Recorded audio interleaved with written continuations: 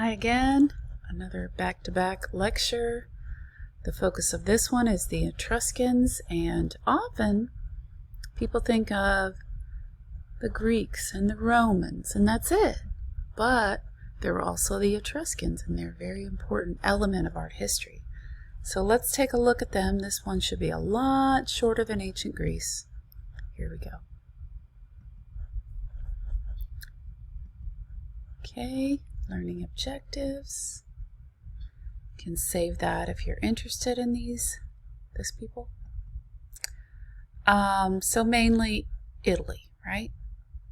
A little bit of the surrounding areas, the Etruscan area. Here we got a timeline. Alright, this is the interior of the Tomb of Augurs. The best description of the Etruscan artistic style is a combination of motion and vitality. So they own that. And this little fibula here, it's one of the most popular types of Etruscan jewelry. And it was a garment fastener, so you can imagine everybody's wearing drapery back then. And so it had a straight pin and had a spring at one end, and then it would just kind of like secure your garment closed. It was a decorative element, obviously. The impetus for the transformation of the Etruscan society during the Orientalizing period, see, Orientalizing lions, it was the region's mineral wealth. So, they happened upon an area that had so many riches within the soil. So that was, how things all started for them. Let's see, the motifs from this Righelini Galassi tomb, the origin of those motifs is most likely Mesopotamia and Persia. How cool is that? It's famous for being one of the many luxurious objects that were obtained from this tomb. And Etruscans were really skilled at metalworking. So, so they took what they had and took it to town. The tomb type here in Cerveteri, in Italy, is a tumulus. So we know that word. Okay, schematic plan of this town, Marzabotto. All right, this is a typical Etruscan temple. Notice the differences. The columns are closest to the Doric order of the Greeks, so really plain. They place their architectural sculptures at the edges and ridges of the roof of their temples. So we can see the differences there. Their temples were not meant to be seen as a sculptural mass from every possible angle. The entrance was at the front, just like things are today. Like if you go down to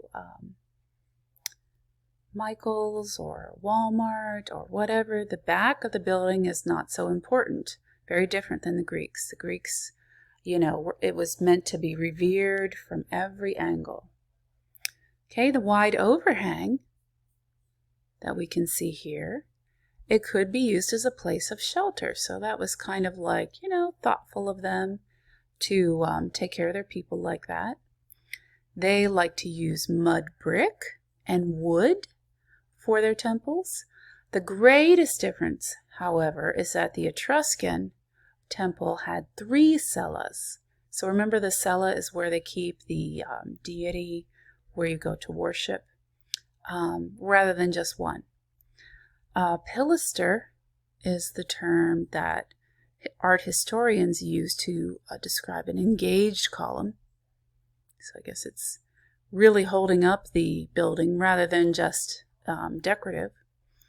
And another difference between Greek and Etruscan is that, and this is not really showing in this image, but it's one that I wanted to point out to you, The Greek women stayed in the home, while the Etruscan women went out with their husbands to the banquets and other entertainment. So they were more like society women rather than, housewife. And that independent spirit of the Etruscan women, it was shocking to the Greeks and the Romans, especially the men. Oh my. So pretty cool. I mean, you might think the Etruscans, but they had some really interesting ideas. Okay, Apollo of Veii. It was originally set up on a temple roof, just like their style. Its height is considered life-size, so 5'11". And it's made of terracotta. And note that the Etruscans preferred to use terracotta in their sculptures. Sarcophagus. Okay, this is a big difference between Etruscans and the Greeks. This is a funerary monument, and it had no parallel in Greece. They had nothing like this. It is painted terracotta. Originally would have been brightly painted. Cremation was their primary means of disposing of the dead. And the Etruscan sarcophagi show life-size reclining figures. And this is most typical of the 6th century BCE. Okay, got a tumuli instead of tumulus, multiple. And this is the tomb of the shills and chairs. The Etruscans typically buried their dead in tomb groups in a city of the dead. How about that? City of the dead. So they planned out all the tombs, kind of like a cemetery. This is the interior of the Tomb of Reliefs, which is fascinating that this still exists. Cemetery. This tomb is decorated with everyday household items. So why not celebrate ordinary? Interesting. Okay, this is the Tomb of the Leopards. Ooh, very, very big deal. Okay, it portrays a banquet scene. So you can see all of the tables and tablecloths and everybody's enjoying their food. It takes place in the open air, so it's meant to be seen as an outdoor scene. The joy of life is celebrated in the Tomb of the Leopards, and upcoming we'll see the Tomb of the Hunting and Fishing, and that was also about the joy of life. How cool. Wonderful. We could use that. One thing that we notice in the style of these Etruscan tomb paintings is that the hands appear to be really large, overly pronounced, kind of like my hands when I hold them close to the screen. And in this site of Tarquinia in Italy, archaeologists have been able to work with periscopes to identify tombs. Wow, that's pretty sweet. Okay, here we've got the Tomb of the Triclinium, so more painted murals. And this is the Tomb of Hunting and Fishing that I just mentioned. Birds seem to be, the primary animal here. This is the diver scene. The Capitoline wolf from Rome. Some people say that now this is medieval.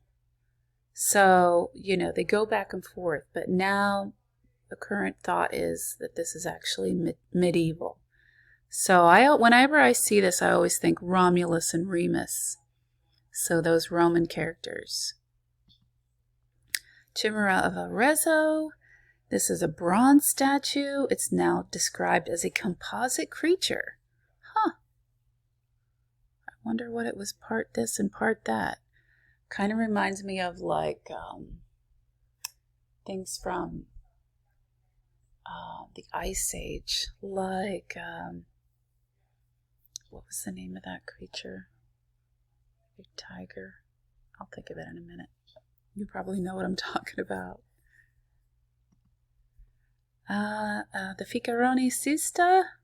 The inscription on this piece tells us the artist and who it was purchased by, the patron.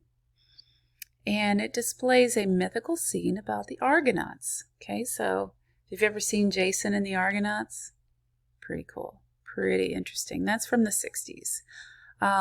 Palestrina, this city, it was the production center for this bronze cista, this type of artwork. Okay, this is, oh my, medical history. Chalcha's examining a liver. And the arch of the Porta Marzia, or the Gate of Mars, may be termed the most Etrusco-Roman. So that combination, as opposed to Greek, so very different than the Greek. Arch construction. Okay, here we've got the sarcophagus of Lars Polyna. This belongs in the Hellenistic period, so that is, a little later on.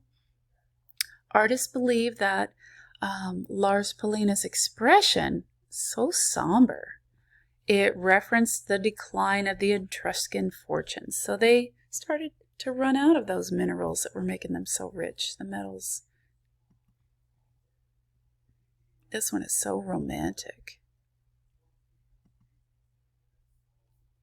Ole Metele, the inscribed names on the bronze statue is in the Etruscan style, so inscribed names.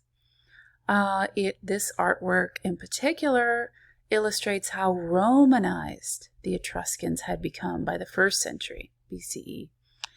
And so they had started to become disconnected politically, and that was another significant contribution to their downfall.